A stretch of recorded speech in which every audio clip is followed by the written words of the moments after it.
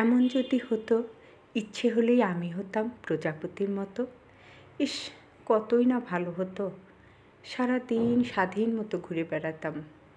আসসালামু আলাইকুম, কেমন আছেন সবাই? আলহামদুলিল্লাহ, আমি ভালো আছি। আশা করছি যে যেখানে আছেন ভালো আছেন। এই তো দেখতেই পাচ্ছেন, আজ সকালে একটু চাপড়ি বানিয়ে নিয়েছি। রাতের অল্প কিছু ভাত ছিল, তা ভাবলাম ভাত কটা বেশ সুন্দর কড়কড়া হয়ে আছে, অল্প কিছু ভাত আছে, আর 2টা চাপড়ি বানিয়ে নিলেই সকালে নাস্তাটা কমপ্লিট হয়ে যাবে। অনেক দিন চাপড়িটাও খাওয়া হয় না। মরিচ, পেঁয়াজ আর টমেটো দিয়ে দেখতেই পাচ্ছেন চাপড়িটা আমি একটু বেশি করে তেল দিয়ে পরোটার মতো করে ভেজে নিয়েছি। খেতে কিন্তু আসলে খুব মজা লাগে এই চাপড়িটা। সঙ্গে ডিম পোচ করে নিয়েছিলাম। এই যে দেখতেই পাচ্ছেন, আসলে কখনো কখনো মনটা যেন কেমন লাগে, তাই না? দিন শেষে আমরা সকলেই তো মানুষ। এই তো দেখেন, আমার কিন্তু কথায় কথায় নাস্তা বানানো হয়ে গিয়েছে। এরপর এটা তো চাপড়ি আর ডিম পোচ হয়ে গেল। আর একটা ডিম অমলেট করে নিলাম, বেশি করে পেঁয়াজ, মরিচ আর টমেটো দিয়ে। এভাবে ডিম গরম গরম খেতে আমার খুব ভালো লাগে।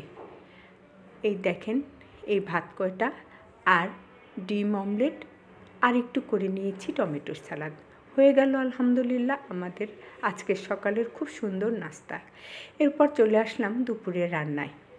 আজ একটু ইউনিক টাইপের রান্না করেছি। প্রথমেই দেখতে পেয়েছেন পেঁয়াজ বেরেস্তা করে নিলাম, এরপর আলু ভেজে নিয়েছি। তারপর আরও একটু পেঁয়াজ ওই তেলের উপরে দিয়ে কিছু মুরগির মাংস ভেজে নিচ্ছি। দেখতেই পাচ্ছেন পেঁয়াজ, কাঁচামরিচ আর মুরগির মাংস একসঙ্গে আমি ভেজে নিয়েছি।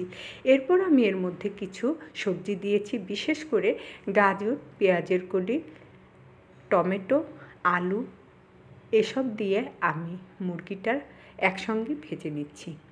আসলে শীতের সবজি এগুলো, বিশেষ করে পেঁয়াজকলিটা আর কয়েকদিন পর কিন্তু খাওয়া যাবে না, যা হোক পাওয়াও যাবে না।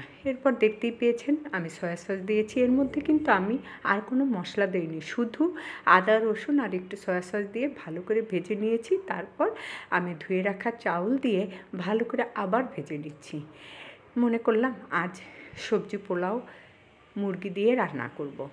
এই তো দেখেন, আমি সুন্দর করে ভেজে নিয়ে তারপর গরম পানি দিয়ে একসঙ্গে এর মধ্যে আমি ভেজে রাখা বেরেস্তা, কেওড়া জল, গোলাপ জল সব দিয়ে ঘি আর গরম মশলা দিয়ে দমে রেখে নামিয়ে নিয়েছি। মাশাআল্লাহ, খুব সুন্দর হয়েছে আলহামদুলিল্লাহ, খেতেও অনেক মজা হয়েছিল।